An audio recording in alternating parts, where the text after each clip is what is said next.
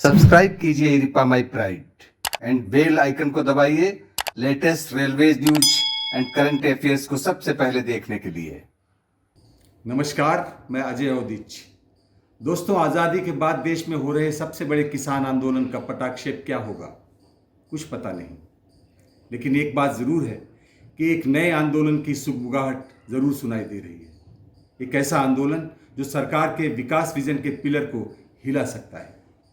जी हाँ, लोहे की कीमतों में लगी आग से झुलस रही निर्माण कंपनियां पहली बार एकजुट होकर देशव्यापी हड़ताल करने का ताना बाना बुन रही हैं। स्टील कीमतों में बेतहाशा वृद्धि पर सरकार की चुप्पी निर्माण कंपनियों के सब्र का बांध तोड़ते दिख रही है।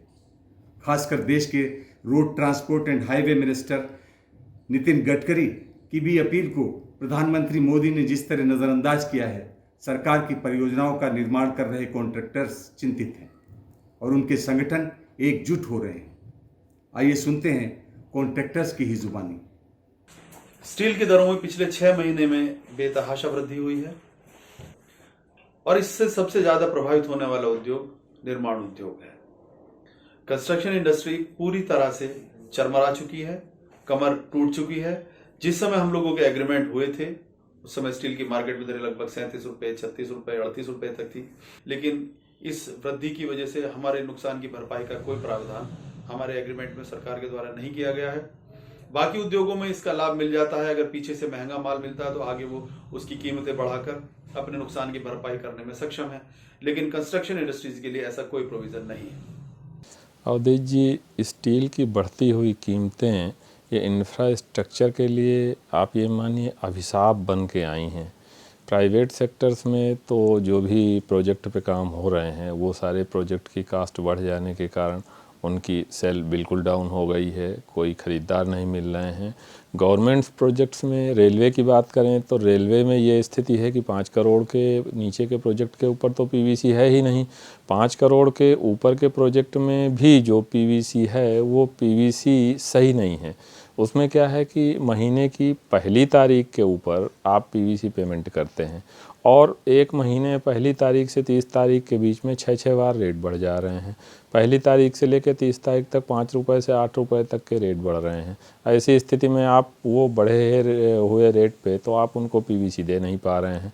लिहाजा कोई भी आदमी आज की तारीख में काम करने से पहले सीमेंट पर स्टील परचेज करने से पहले 10 बार सोच रहा है और बहुत ही फूक करके कदम उठा रहा है और इससे इंफ्रास्ट्रक्चर इंडस्ट्री पूरी तौर से बैठने की कगार पर है।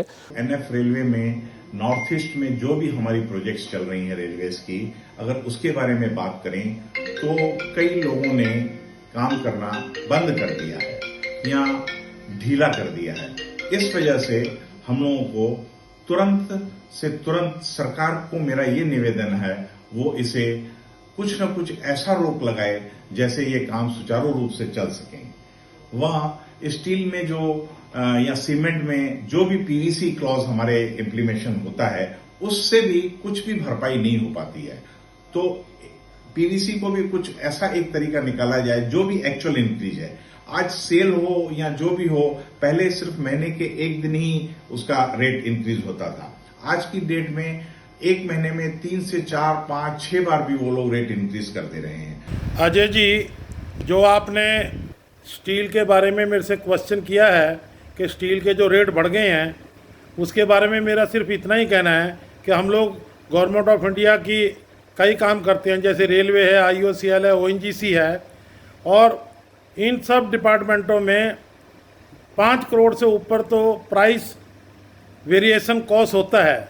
लेकिन जो 5 करोड़ से नीचे के जो टेंडर हैं उसमें प्राइस एक्सेलेशन कॉस्ट नहीं है और ये सब छोटे ठेकेदार होते हैं। तो बड़े ठेकेदारों को तो सरकार तवज्जो दे रही है, उनका जो घाटा है वो भरपाई हो जाता है। लेकिन जो छोटे ठेकेदार हैं वो फिर नीचे बैठते चले जाते हैं और एक दिन उनकी ऐसी पोजीशन आ जाएगी कि उनको दोबारा से बड़े ठेकेदारों के पास नौकरी करनी पड़ेगी।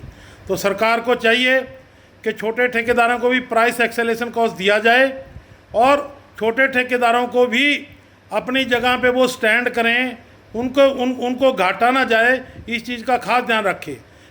आपको बता दें कि केंद्रीय मंत्री नितिन गडकरी ने प्रधानमंत्री को पत्र लिखकर स्टील कंपनियों पर लगाम लगाने और लोहे की बढ़ी कीमतों को नियंत्रित करने की अपील की है, लेकिन प्रधानमंत्री मोदी ने उनकी अपील को कोई तवज्जो नहीं दी। कॉरपोरेट घरानों के लिए मोदी जी का दिल कितना नरम है, ये आसानी से समझा जा सकता है। आइए जानते हैं लोहा एकाएक इतना महंगा कैसे हो गया कि बाजार में त्राहिमाम की नौबत आ गई है। निर्माण क्षेत्र तबाही के कगार पर दिखने लगा है। देश में आयरन ओर के कुल उत्पादन का 65% हिस्सा अकेले उड़ीसा में होता है। इस राज्य में टाटा, बिड़ला समेत दर्जन भर से ज़्यादा नामचीन कंपनियों की खदानें हैं। कुछ साल पहले पर्यावरण पर काम करने वाली कुछ संस्थाओं ने सुप्रीम कोर्ट में याचिका दायर कर इन कंपनियों की धींगा मुश्ती पर लगाम लगाने की अपील की, तो कोर्ट ने CEC यानी सेंट्रल एम्पावर कमेटी बनाकर मामले की तह में जाने के निर्देश दिए। इस कमेटी ने अपनी रिपोर्ट में खुलासा किया कि किसी भी खनन कंपनी ने न तो पर्यावरण क्लियरेंस लिया है और न ही फॉरेस्ट क्लियरेंस, बल्कि सभी खनन कंपनियों ने तय सीमा से कहीं ज़्यादा मनमाना खनन किया और सरकार को ठेंगा दिखाया है। अपनी रिपोर्ट में कमेटी ने कहा कि आयरन और मैग्नीज अयस्क का खनन कर रही कंपनियों की धींगा मुश्ती पर लगाम नहीं लगी तो पर्यावरण को भारी नुकसान होगा। कमेटी ने खनन कंपनियों को दंडित करने की सुप्रीम कोर्ट से सिफारिश की। सुप्रीम कोर्ट को पेश रिपोर्ट में कहा गया कि सन 2000 से 2011 के बीच खदान संचालकों ने 215.5 मिलियन टन आयरन और मैग्नीज अयस्क का अवैध खनन किया है। 2 अगस्त को सुप्रीम कोर्ट ने इन खनन कंपनियों पर 100% का जुर्माना लगाया। जिन पर जुर्माना लगाया गया उनमें Tata steel, SL mining, Sirajuddin mining, Rungta mines, Aditya Birla company और KGS माइंस जैसी नामचीन कंपनियां शामिल हैं। यही नहीं, सुप्रीम कोर्ट ने केंद्र सरकार को राष्ट्रीय खनन नीति 2008 पर पुनर्विचार कर बेलगाम खनन कंपनियों पर लगाम लगाने की सलाह दी और साथ ही उड़ीसा सरकार को निर्देश दिया कि वो हर हालत में अवैध खनन करने वाली कंपनियों से 31 दिसंबर 2020 तक जुर्माना वसूले और जुर्माना अदा न करने वाली कंपनियों की खदानें बंद कर दे। अब किस कंपनी ने कितना जुर्माना अदा किया है यह तो नहीं पता, लेकिन ये ज़रूर है कि खनन कंपनियों ने जुर्माने की रकम अपने खरीदारों से वसूलने का इंतज़ाम कर लिया और आपस में सिंडिकेट बनाकर स्टॉक माल की कीमतें बढ़ाने का सिलसिला शुरू कर दिया। इन कंपनियों ने आयरन ओर की कीमतों में एकाएक 41% बढ़ोतरी कर दी। यानी सुप्रीम कोर्ट के हंटर की मार से बचने के लिए अपने जिस्म पर इन कंपनियों ने स्टील की बढ़ी कीमतों का गद्दा लपेट लिया है। जुर्माना अदा करने के लिए इन कंपनियों ने स्टील कीमतें 80 से 100% तक बढ़ा दी हैं। मज़े की बात यह है कि आयरन ओर के खनन के लाइसेंस ज़्यादातर उन्हीं कंपनियों के पास हैं जो स्टील का उत्पादन भी करती हैं। एशिया में चीन आयरन ओर का सबसे बड़ा आयातक देश है। अब से पहले चीन खासकर ऑस्ट्रेलिया और ब्राज़ील से आयरन ओर का आयात करता था, लेकिन ब्राज़ील ने चूंकि इसके निर्यात पर रोक लगा रखी है, लिहाजा भारतीय कंपनियों के दोनों हाथों में लड्डू आ गए हैं। इन कंपनियों ने एक और आयरन ओर का निर्यात 30% से बढ़ाकर 70% कर दिया है, वहीं स्टील उत्पादन घटाकर 30-65% पर ला दिया है। उत्पादन कम होने का बहाना बनाकर कंपनियों ने स्टील के रेट इतने बढ़ा दिए हैं कि बाजार में हाहाकार की नौबत आ गई है। सरकारी परियोजनाओं का निर्माण कर रही ठेकेदार कंपनियों की यह दलील बेईमानी नहीं है कि स्टील के जरिए परियोजनाओं की बढ़ी लागत की भरपाई सरकार को करनी चाहिए। खासकर 5 करोड़ से कम वाली परियोजनाओं के ठेकेदार ज़्यादा चिंतित हैं। उनकी ये चिंता ठेकेदार संगठनों को एक मंच पर ला रही है। हमने इरिपा और BAI के जिम्मेदार नेताओं से बात की है। आप खुद ही सुनिए कि ठेकेदार क्या रणनीति बना रहे हैं।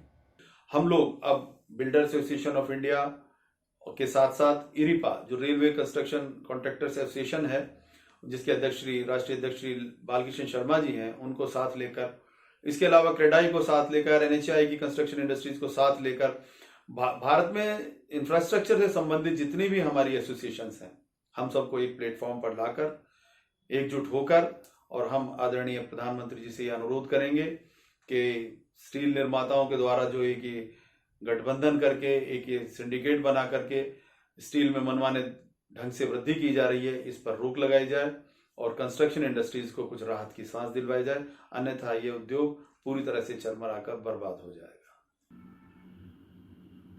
अजय जी, आपने जो स्टील की बढ़ती हुई कीमतों के विषय में पूछा है, मैं आपको बताना चाहता हूं कि जो 35,000 रुपये टन स्टील थी वो 70,000 रुपये टन हो गई है। इतनी बड़ी बढ़ोतरी होने की वजह से पूरी कंस्ट्रक्शन इंडस्ट्री तबाही के कगार पर पहुंच गई है। अगर इस पर तत्काल रोक नहीं लगी तो पूरी कंस्ट्रक्शन इंडस्ट्री तबाह हो जाएगी। इस संबंध में इरिपा, बीएआई, क्रेडाई और भी जो संगठन है, इस संबंध में जो संस्थाएं बनी हुई हैं, सभी लोगों ने मिलकर एक साझा रणनीति तैयार की है। जल्दी ही हम सब लोग मिलकर एक प्रेस कॉन्फ्रेंस करेंगे, माननीय प्रधानमंत्री भारत सरकार से मिलेंगे और उनसे अनुरोध करेंगे कि जो इस तरह से बेतहाशा वृद्धि की गई है इस पर वो रोक लगाएं और जो कंस्ट्रक्शन इंडस्ट्री है उसको तबाह होने से बचाएं। The prices of steel in the last 1 quarter have gone up by more than 50%. This is a very alarming situation. The common contractors and the private contractors are affected very badly due to this sudden hike of steel prices and cement prices. Construction industry is going to a standstill position very soon if this is not controlled immediately. Our organization ERIPA, led by Sri Balkishanji and Rajesh Menganiji, have submitted representations to the Government of India, PMO, Ministry of Steel and Ministry of Railways to control the steel and cement prices, without which the construction industry is going to be very soon closed. Similarly, Builders Association of India and CRERAI have also submitted their representations. It is the time that we all should come together and form a common platform and submit our representations to the Government of India in controlling these steel prices. Our President Balkishanji is also organizing one similar platform to represent our grievance to the Government of India.